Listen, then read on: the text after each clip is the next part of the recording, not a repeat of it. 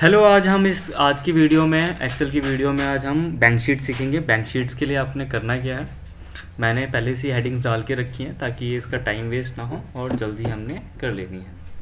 ये मैंने सारी हेडिंग्स डाल दी हैं, जो जो हेडिंग्स की ज़रूरत पड़नी है शीट्स के अंदर, ये हेडिंग्स मैंने पहले से ही डाल दी हैं।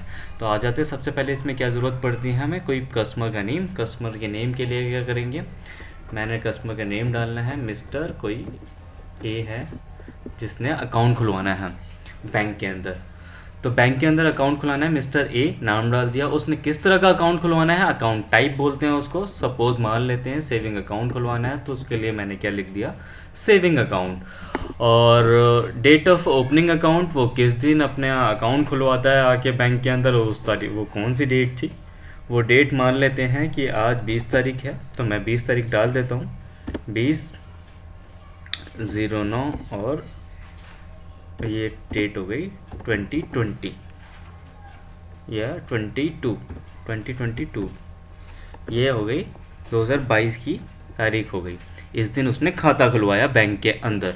ओपनिंग अमाउंट, किस ओपनिंग अमाउंट है, हर बैंक के अंदर कुछ ना कुछ अमाउंट आपने देना होता है। जब हम बैंक अकाउंट के अंदर जाते हैं अपना अकाउंट खुलवाने, तो उसमें कुछ अमाउंट से आपने खाता खुलवाना होता है। फॉर एग्जांपल हर बैंक में अलग अलग अमाउंट से खाता खुलता है। फॉर एग्जांपल मैं लिख देता हूँ यहाँ पे 3000 से खाता खुला आपका।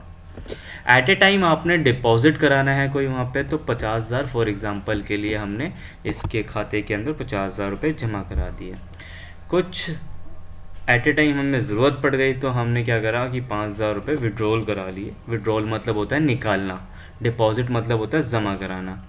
अब हमारे खाते के अंदर जो बैलेंस बचना चाहिए वो क्या होना चाहिए देख लेते हैं। उसके लिए मैं एक फार्मूला लगाता हूँ। फार्मूले के हिसाब से पहला तो जो हमने ओपनिंग है 3,000 रुपये वो जमा कराए हैं, ये प्लस हो जाएगा, और जो डिपॉजिट कराया है ये भी प्लस हो जाएगा।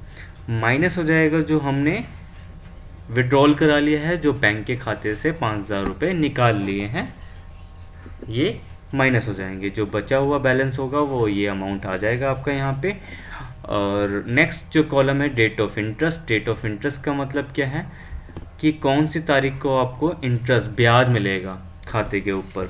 जो भी आपका ये बैलेंस होगा उस बैलेंस के ऊपर आपको क्या ब्याज मिलेगा। उस ब्याज के लिए आपने क्या करना है, डिपेंड करता है कि आपका कौन सा अकाउंट है, सेविंग अकाउंट है, फिक्स डिपॉजिट अकाउंट है या करंट अकाउंट है।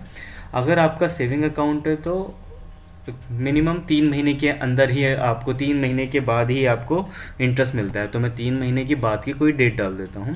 सपोज़ मान लेते हैं उस दिन भी 20 तारीख है और 12वां महीना चल रहा है और ये 2022 का ईयर है, साल है आपका। और इसी तरह से डेज कैलकुलेट करने हैं। इस डेट से लेकर ये जो इंटरेस्ट डेट है, इंटरेस्ट डेट ऑफ इंटरेस्ट है, और इस डेट ऑफ ओपनिंग के बीच में कितने दिन हो गए हैं, वो कितने दिन हो गए वो कैसे निकालेंगे। आपने यहाँ इक्वल लगाना है डेट ऑफ इंटरेस्ट, ये डेट ऑफ इंटरेस्ट में से माइनस कर देना है आपको date of opening. Date of opening ये चीज़ आपने माइनस कर देनी है, जिससे कि आपका क्या निकल के आ जाएगा, डेज निकल के आ जाएंगे कि 91 डेज हैं हो गए हैं आपके पास। 91 डेज आपके कैलकुलेट हो गए हैं। Interest rate. अब इंटरेस्ट रेट क्या होता है कि हर एक खाते पे अलग अलग इंटरेस्ट मिलता है, आपको ब्याज मिलता है। वो ब्याज के लिए क्या है, मैं एक फार्मूला लगाता हूँ। फार्मूला क्या है, अगर इक्वल इफ़ कंडीशन लगाएंगे हम। अगर इक्वल इफ़, मेरा लॉजिक ये है कि अगर मेरा खाता है, मैंने यहाँ पे खाते में क्या लिया है, सेविंग अकाउंट, अकाउंट टाइप। अगर अकाउंट टाइप मेरा इक्वल है किसके, सेविंग के, SA अकाउंट के, तो इसको मिल जाएगा इंटरेस्ट मेरा इन्वर्टेड कॉमा के अंदर। ध्यान देना, अगर आपको यहाँ पे दिखाई नहीं दे रहा हो तो आप ऊपर देख लेना, आपको ऊपर साफ साफ दिखाई देगा यहाँ पे कि अगर आपका P7 इक्वल है सेविंग अकाउंट के, तो आपको इंटरेस्ट कितना मिल रहा है, 3%। 3% ही मिल रहा है आज के समय पे, तो 3% से कम ही होगा क्योंकि ये इंटरेस्ट बहुत महंगाई बढ़ गई है, इंटरेस्ट कम ही मिल रहा है।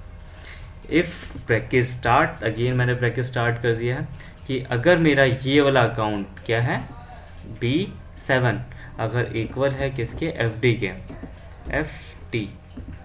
FD अकाउंट के, अगर मैं यहाँ पे F और स्लैश करके D लिख देता हूँ FD अकाउंट के, तो मेरे को ये इंटरेस्ट दे रहे हैं। एफडी अकाउंट में तो बहुत कम ही मिलता है, तो मैं यहाँ पे 1% ही डाल देता हूँ, इसमें तो बहुत कम मिलता है, काट ही लेते हैं। देते क्या है, कॉमा इफ़ ब्रैकेट स्टार्ट, अगर मेरी ये सेविंग अकाउंट, ये वाला अकाउंट B7 अगर इक्वल टू है किसके, करंट अकाउंट के। करंट क्या होता है, करंट अकाउंट,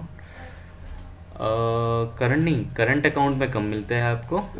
करंट अकाउंट मैं भी लिख देता हूँ पूरा का पूरा, करंट अकाउंट के इक्वल है तो आपको मिल जाता है, इसमें बहुत कम मिलता है 1%, 1% मिल गया आपको। तो मैंने यहाँ पे 1% डाल दिया, जितने ब्रैकेट लगाए हैं उतने क्लोज करने होते हैं। पर एफडी अकाउंट में फिक्स डिपॉजिट अकाउंट था ये, जो आपका एफडी अकाउंट में आपको ज़्यादा इंटरेस्ट मिलता है क्योंकि लॉन्ग टर्म के लिए होता है। आप एक बारी ही इसमें जमा कराते हैं और एक बारी ही विड्रॉल कराते हैं। इसमें आपका 7% रख लो क्योंकि इसमें ज़्यादा परसेंटेज मिल जाते हैं आपको, ठीक है। इस अकाउंट में आप कभी भी अपने अकाउंट्स में निकाल सकते हैं। तो सेविंग अकाउंट है तो 3%, अगर आपने एफडी अकाउंट बैंक में खुलवाया तो 7%, अगर आपने करंट अकाउंट खुलवाया है तो 1%। और जैसे आप एंटर करोगे, मेरा अकाउंट कौन सा है, सेविंग अकाउंट है, तो मेरे पास कितने परसेंट आना चाहिए, 3%। जैसे आप एंटर करोगे तो यहाँ पे आ जाएगा आपका 3%, ये देखो 3% आ जाएगा। ऐसे ही आपने क्या करना है, इंटरेस्ट अमाउंट निकालना है। इंटरेस्ट अमाउंट निकालने के लिए आपने क्या करना है, एक इक्वल का फार्मूला लगाना है और यहाँ पे अमाउंट मल्टीप्लाई कर देना है 3%। पर हमें तो 91 डेज़ का निकालना है इंटरेस्ट, ध्यान रखना। तो आप 91 डेज़ के लिए मुझे 1 डे का पता होना चाहिए इंटरेस्ट।